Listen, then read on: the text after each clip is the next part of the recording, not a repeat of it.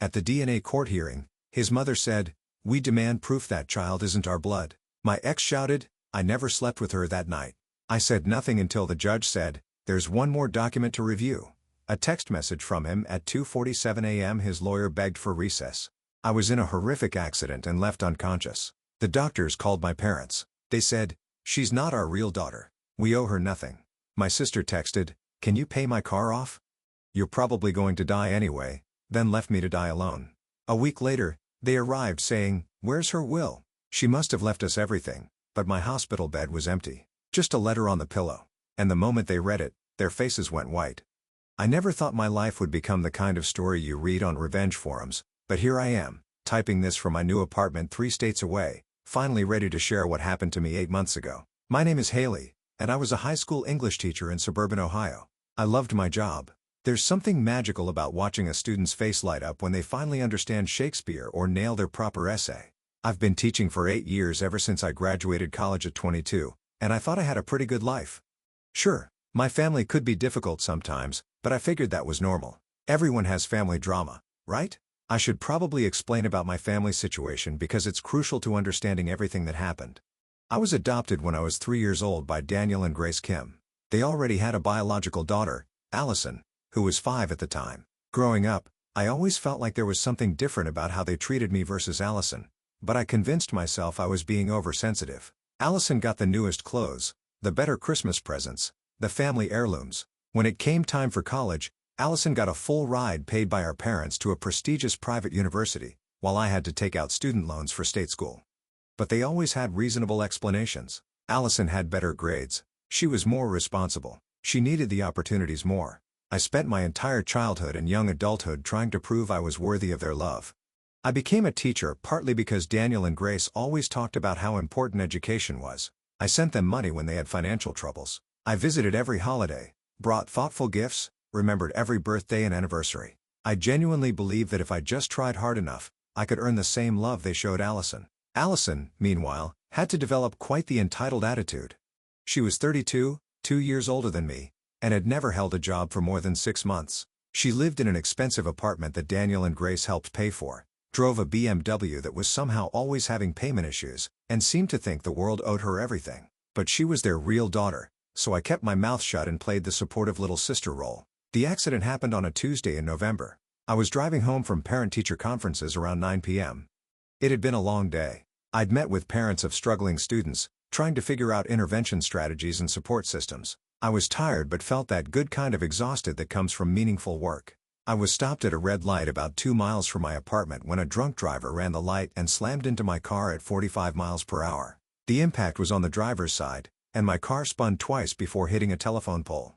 The last thing I remember was the sound of shattering glass and then nothing. I found out later that I was unconscious for 6 days. The paramedics had to use the jaws of life to get me out of the car. I had a severe concussion, 3 broken ribs, a punctured lung, a shattered left arm, and internal bleeding that required emergency surgery. The doctors weren't sure I was going to make it through the night. Since I was unconscious and couldn't provide emergency contacts, the hospital went through my phone and called the most frequently dialed numbers. The call went to Daniel and Grace. I wish I could say I was surprised by their response, but honestly, some part of me had always known this moment would come eventually. The nurse later told me exactly what happened, and I'll never forget her words. The nurse, whose name was Patricia, called Daniel's number. She explained that I'd been in a serious accident and was in critical condition at St. Mary's Hospital. She said Daniel was quiet for a long moment before asking, "Are you sure you have the right person? Haley Kim?" When Patricia confirmed it was me, Daniel said, "Well, she's not really our daughter. She's adopted. We don't really have any responsibility for her anymore." Patricia, bless her heart, was shocked. She explained that I was listed as having them as emergency contacts and that I was in very serious condition. She asked if they would be coming to the hospital. Grace had apparently taken the phone at that point. "Look, we took her in when she was little because we felt sorry for her, but she's an adult now. She has her own life. We have our own family to worry about. If she doesn't have insurance, that's not our problem." Patricia tried to explain that this wasn't about insurance, that I was critically injured and needed family support. Grace's response was, "She's not our real daughter. We owe her nothing. Don't call this number again." And they hung up. Patricia was so disturbed by this interaction that she made a note in my file about it. She'd been a nurse for 22 years and had never encountered anything like it. The call went to Allison. Her response was somehow even worse. When Patricia explained the situation, Allison's question was, "Is she going to die?" Patricia said she couldn't give specific prognosis information to non-immediate family, but that I was in critical condition. Allison then asked, "Well, if she dies, what happens to her stuff?" Patricia was again shocked and explained that I was fighting for my life. Allison's response was, "Yeah. But, like, she probably has some money saved up, right? She's always been super responsible with money, and she has that nice apartment with all the furniture she's always bragging about." When Patricia tried to redirect the conversation to my immediate medical needs, Allison actually said, "Look, can you just call me back when you know if she's going to make it or not? I have plans tonight." But Allison wasn't done. Over the next week, while I was unconscious and fighting for my life, she sent me text messages. The nurses documented them in my file as part of my care record, and Patricia showed them to me later when I asked about family contact attempts. The message came the day after the accident. "Hey, Haley, I heard about your accident. That sucks. BTW, I'm having some money trouble. Could you log into your bank account and pay off my car? It's only, like, $8,000 left. You're probably going to die anyway, so you won't need the money. Let me know." The message came 3 days later. "Haley, I'm not sure if you're getting these, but I really need that car payment sorted. Also, I was thinking, if you don't make it, can you make sure your will says I get your apartment deposit back? And your TV is really nice. Just trying to be practical here. Hope you're okay," or whatever. The message was the most devastating. Okay, so Mom and Dad said you're probably not going to wake up. That's really sad, but I've been thinking about practical stuff. Can you Venmo me, like, $15,000? I know you have it saved up because you're always talking about being responsible with money. You literally might die, so it's not like you'll miss it. I promise I'll use it for important stuff. Please respond soon because I have bills due." Reading those messages when I finally woke up was like getting hit by that drunk driver all over again, but it clarified something I'd been in denial about my entire life. I had never been part of this family. I had been a charity case that had outlived its usefulness. I woke up on Monday morning of my week in the hospital. The person I saw was Patricia, who had essentially adopted me as her patient. She had worked extra shifts just to make sure I wasn't alone. When I opened my eyes, she actually started crying. "Oh honey," she said, "I was so worried about you. How are you feeling?" I was confused and in tremendous pain, but alive. Patricia explained what had happened, how long I've been unconscious, and the extent of my injuries. Then, very gently, she told me about the phone calls and the documented text messages from Allison. I think I went through all 5 stages of grief in about 10 minutes. Denial, surely there was some mistake, some misunderstanding, then anger, which burned through me like fire, then bargaining. Maybe if I called them myself, I could fix this somehow. Depression hit next, a crushing weight of realization about how alone I truly was. But acceptance came faster than I expected, and with it came something else, clarity. For the time in my life, I could see my relationship with Daniel, Grace, and Allison exactly as it was. I had spent 27 years trying to earn love from people who were fundamentally incapable of loving me. I had been a project, a tax write-off, a way for them to feel good about themselves. And now that I was no longer useful, now that I was actually in need, their true feelings were crystal clear. Patricia had become not just my nurse, but my advocate. She told me that several of my colleagues from school had called looking for me, worried because I hadn't shown up to work and wasn't answering my phone. My principal, Miss Morales, had even come to the hospital looking for me. Patricia had maintained my privacy according to hospital policy, but she asked if I wanted her to contact anyone. I asked her to call Miss Morales. When she arrived that afternoon, she took one look at me and immediately teared up. "Haley, honey, we've been so worried. What can we do? How can we help?" It was then that I realized something remarkable. I did have a family. It just wasn't the one I'd been born into or adopted into. My colleagues at school had been more concerned about my well-being in 1 week than Daniel, Grace, and Allison had been in 27 years. Over the next few days, while I continued recovering in the hospital, a parade of people came to visit me. Fellow teachers brought flowers and homemade soup. Students made get-well cards. Parents of kids I'd taught sent care packages. The janitor, Mr. Peterson, came by every day just to chat and make sure I wasn't bored. These people, who had no biological obligation to care about me, were showing me more love and support than my family ever had. But Daniel, Grace, and Allison had no idea about any of this. In their minds, I was still alone in that hospital bed, probably dying with no one else in the world who cared about me, which is probably why they felt comfortable doing what they did next. On Friday of my week in the hospital, exactly 12 days after they told the nurse they owed me nothing, Patricia came into my room with a strange expression on her face. "Haley," she said, "you're not going to believe this, but your adoptive parents and sister are in the waiting room. They're asking to see you and demanding information about your condition. They seem very urgent." I was sitting up in bed, eating lunch and working on lesson plans on my laptop. I was still in significant pain and would need weeks of physical therapy, but I was clearly on the mend. Most importantly, I was no longer the helpless, dying person they thought I was. "What exactly are they saying?" I asked. Patricia looked disgusted. "They're asking about your will. Your sister keeps talking about your final arrangements and whether you've sorted out your affairs. Your adoptive father asked me directly if you'd signed any legal documents while you were here." A plan began forming in my mind. It was probably petty, but after reading Allison's text messages about my impending death and their refusal to even visit when they thought I was dying, I felt entitled to a little pettiness. "Patricia," I said, "I need to ask you for a huge favor, and I promise I'll explain everything afterward." She sat down, intrigued. "Can you tell them that visiting hours are over for today, but they can come back tomorrow morning at 9 a.m.? And can you not mention that I'm awake and recovering well? Don't lie. Just don't volunteer the information." Patricia grinned. "Honey, after what they put you through, I'd be happy to help. What are you planning?" That evening, I started making some initial inquiries about my options. I called Miss Morales. "Haley, how are you feeling, dear?" "Much better," I said. "Listen, I need to ask you about something important. That transfer request I put in last year to the district in Colorado, is that still something that might be available?" Miss Morales was quiet for a moment. "Well, funny you should ask. They actually called me just last week asking if you were still interested. It's a great opportunity, teaching AP English at a high school in Boulder, beautiful area, significant pay increase. But, Haley, you just had a major accident. Are you sure you're thinking clearly about this?" "I'm thinking more clearly than I have in years," I said. "Can you tell them I'm very interested and ask about timing for next school year?" "Of course, honey. Are you sure you're okay?" This seems sudden. I gave her an abbreviated version of what had happened with my family. Miss Morales, who had met Daniel and Grace at various school functions over the years, was appalled but not surprised. "You know," she said, "I always got a strange feeling from them. They never seem very proud of you, which was bizarre because you're one of our best teachers." "I'm sorry, Haley, but I think a fresh start might be exactly what you need." My call was to my lawyer, though I'd only used him once before to review my apartment lease. I explained my situation and asked about changing my will and other legal documents. "Haley, I'm so sorry this happened to you. What you're describing is unfortunately not as uncommon as you'd think, but it's still shocking. Let me ask you something.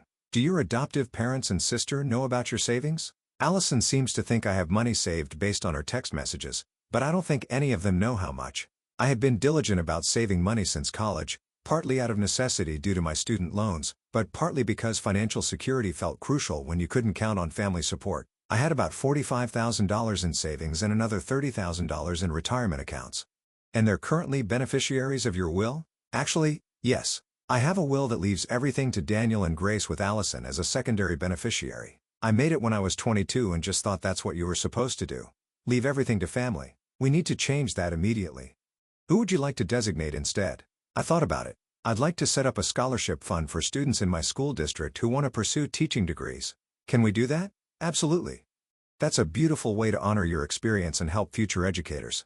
We can set it up so that the scholarship is managed by the school district, and we can name it after you if you'd like. I can have the paperwork ready for you to sign once you're discharged." I'd like that very much. While I was making these calls and planning my future, something else was happening that I didn't find out about until much later. Allison, it turned out, had been doing some investigating of her own. After sending me those horrible text messages about paying off her car and essentially asking for my death money, Allison had apparently started getting nervous that I wasn't responding. Not because she was worried about my health, mind you, but because she was worried I might die without taking care of her financial needs. So she did what Allison always did when she wanted something. She enlisted Daniel and Grace to help her get it. According to what I learned later from Miss Morales, who heard it through the local gossip network, Allison had gone to Daniel and Grace 3 days after the accident with a plan. She told them that she was worried I might die without a proper will or that I might have debts that would eat up any inheritance. She convinced them that they needed to get to the hospital and find out what my financial situation was, not because they cared about me, but because they wanted to protect what was rightfully theirs. The 3 of them had actually spent several days calling the hospital, trying to get information about my condition and my legal status. They've been frustrated by HIPAA privacy laws, which prevented the hospital from giving them detailed information since they'd already established that they considered me not really family. But Allison was persistent. She'd called pretending to be me, trying to get information about my bank accounts. She'd contacted my landlord, Mr. Murphy, claiming to be concerned about my rent payments while I was hospitalized. She'd even called my school, fishing for information about whether I had life insurance through my employment. What Allison didn't know was that her behavior was so suspicious and inappropriate that several people had started talking about it. Mr. Murphy was disturbed enough by her call that he mentioned it to Miss Morales when he saw her at the grocery store. Miss Morales was horrified and made a point of visiting me in the hospital to make sure I knew what was happening. "Haley," Miss Morales had said during one of her visits, "I don't want to upset you while you're recovering, but I think you should know that your sister has been asking some very strange questions around town. She seems more interested in your finances than your health." That conversation had actually been part of what solidified my decision to cut them off completely. It wasn't just that they'd abandoned me when I was dying. They were actively trying to figure out how to benefit from my potential death while I was still fighting for my life. But there was more to the story that I only learned months later when Patricia and I stayed in touch through social media. Allison had apparently become increasingly frantic as the days passed without hearing from me.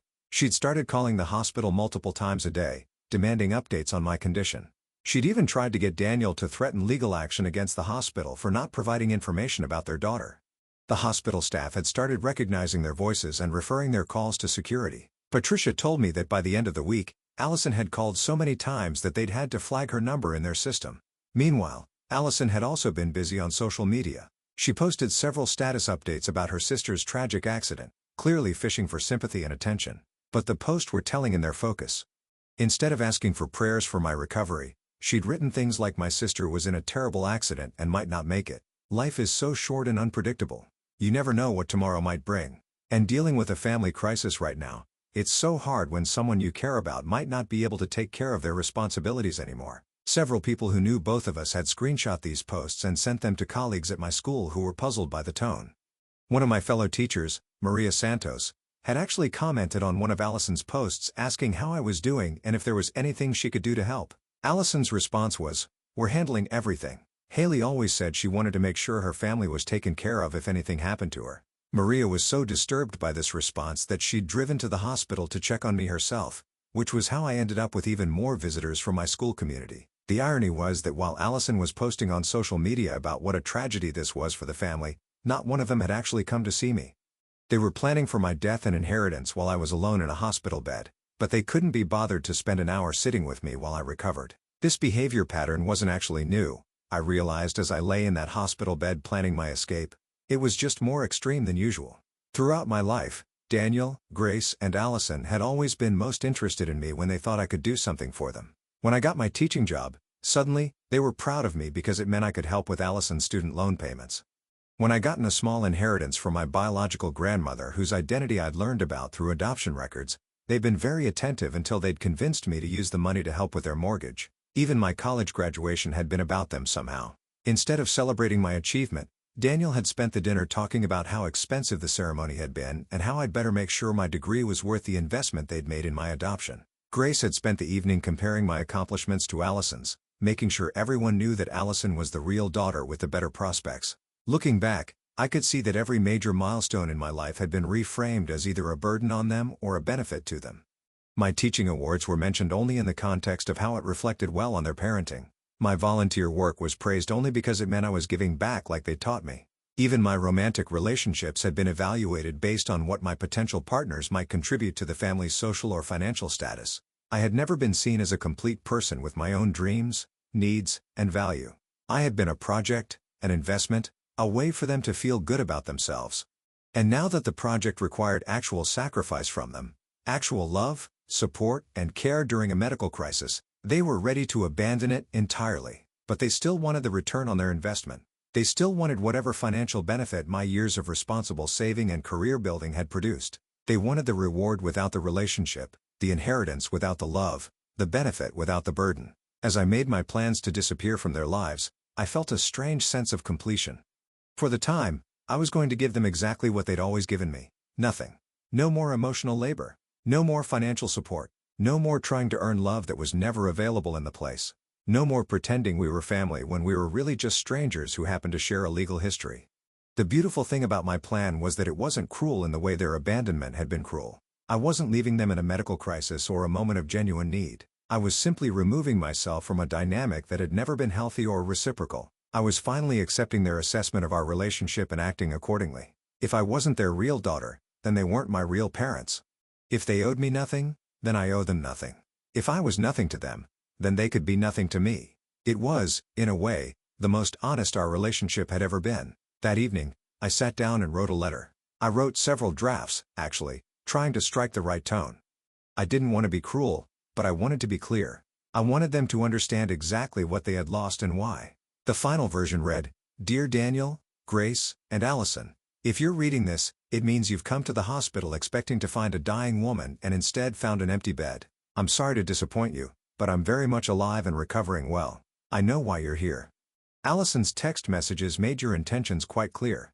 You're here for my will, for my money, for whatever you think you can get from my death. You're here for the same reason you've always participated in my life when you thought there was something in it for you. When the hospital called you 12 days ago to tell you I was critically injured, you told them I wasn't your real daughter and that you owed me nothing. You refused to come.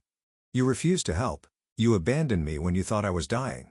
But now that you think there might be an inheritance, you're suddenly interested in my well-being. Now I matter enough for you to take time out of your day. The irony is that you're absolutely right.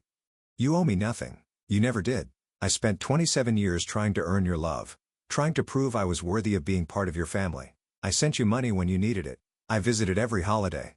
I remembered every birthday. I supported Allison through every crisis and unemployment stint and financial emergency. I did all of this because I thought that's what family meant. But family isn't about obligation or debt or who owes what to whom. Family is about love, support, and showing up when it matters. And by that definition, you were never my family at all. My real family showed up when I needed them. My colleagues visited me every day. My students made cards. Parents sent care packages. My principal cried when she saw me injured. These people who had no legal obligation to care about me showed me more love in 2 weeks than you showed me in 27 years. So let me make this very clear. You owe me nothing, and I owe you nothing. We are nothing to each other, just as you wanted. You will not be inheriting anything from me because you are not my family. My will has been changed, and everything I own will go to create scholarship opportunities for future teachers, people who actually make the world better instead of just taking from it. Allison, I hope you figure out how to pay off your car without relying on someone else's potential debt. Daniel and Grace, I hope you enjoy your relationship with your real daughter since she's apparently the only one who matters to you. I won't be returning to Ohio. I won't be visiting for holidays. I won't be sending money or birthday cards or Christmas presents. I won't be available for Allison's next crisis or your next financial emergency. You wanted me to be nothing to you. And now I am. Don't try to contact me. Don't try to find me. I'm starting over with people who actually value me, and you are not invited to be part of that new life. This is goodbye forever. Haley, P.S. Allison, you might want to start looking for a job. I heard that's how most people pay their bills. I printed the letter on hospital stationery and sealed it in an envelope addressed to the Kim family. Saturday morning, Patricia helped me execute the final phase of my plan. I was being discharged that day anyway. My injuries were healing well, and I could continue recovery at home. Over the next several weeks, I would finalize all the arrangements I had started for my hospital bed.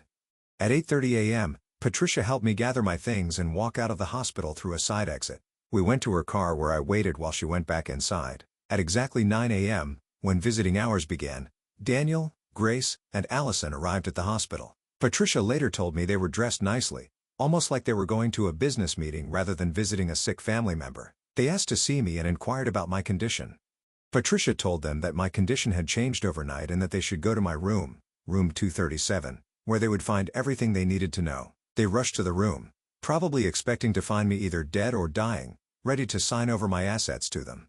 Instead, they found an empty bed, freshly made, with a single envelope on the pillow. Patricia watched from the nurse's station as they read the letter. She said Daniel's face went completely white. Grace sat down heavily in the bedside chair, looking like she might faint.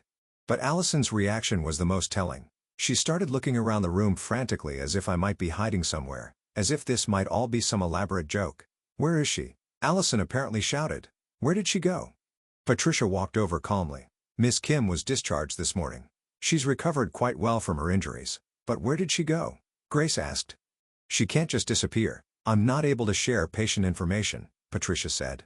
"But I can tell you that she seemed very happy and excited about her new plans." According to Patricia, they stayed in my empty room for almost an hour reading and rereading the letter, making phone calls, and arguing with each other. Allison kept insisting there had to be some mistake, that I wouldn't really cut them off completely. Daniel kept saying they should call their lawyer to see if they could contest my new will. Grace just sat there in shock. Finally, Hospital security had to ask them to leave because they were disturbing other patients with their loud arguing. Over the following months, I put my plan into action methodically. I finished the school year in Ohio, giving my students and colleagues proper closure. I worked with my lawyer to finalize my new will and set up the scholarship fund.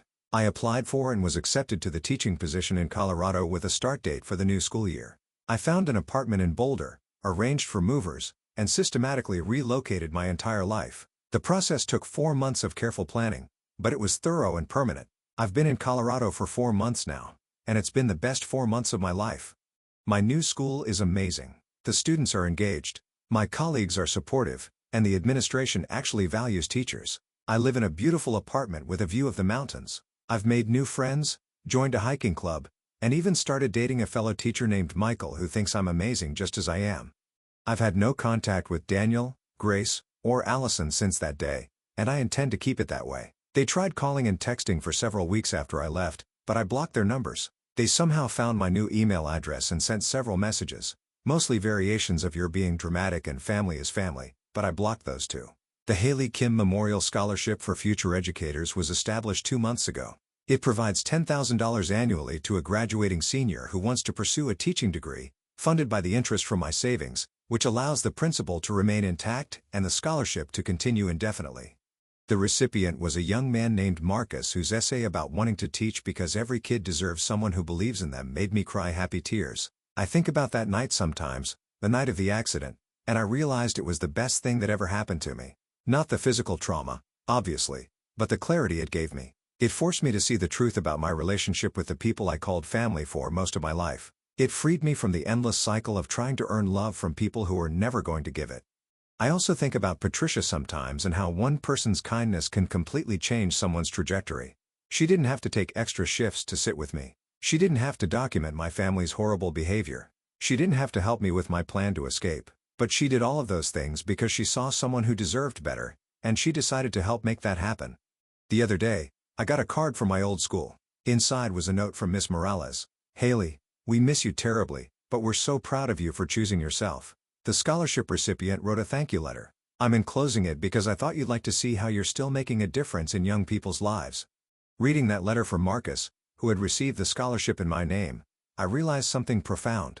I had created more of a positive legacy in 4 months than Daniel, Grace, and Allison had created in their entire lives. By choosing to invest in others instead of focusing on what I could get from them, I had built something beautiful and meaningful, and that, more than any revenge I could have planned, feels like the real victory. I heard through the grapevine, Miss Morales occasionally updates me on local gossip that Allison finally retail store because Daniel and Grace couldn't afford to keep supporting her expensive lifestyle without my periodic financial contributions.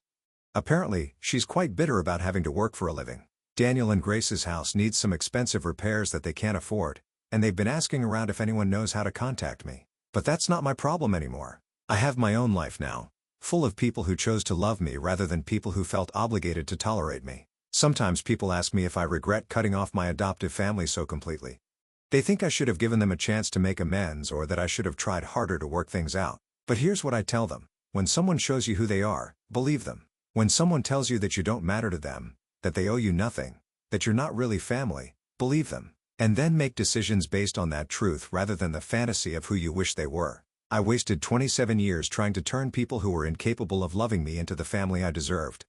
I won't waste another minute on that impossible task. Instead, I'm building the life I actually want, surrounded by people who see my value without me having to prove it constantly. I'm investing my energy in relationships that give back instead of ones that only take. And every morning when I wake up in my beautiful apartment, looking out at the Colorado mountains, I'm grateful for that drunk driver who crashed into my car. Not because I wanted to be hurt, but because sometimes it takes a catastrophic event to show you that the life you were living wasn't really living at all. The letter I left on that hospital pillow wasn't just a goodbye to Daniel, Grace, and Allison. It was a hello to the rest of my life, a life where I matter, where I'm valued, where I'm chosen rather than tolerated. And that's the most beautiful revenge of all, living well.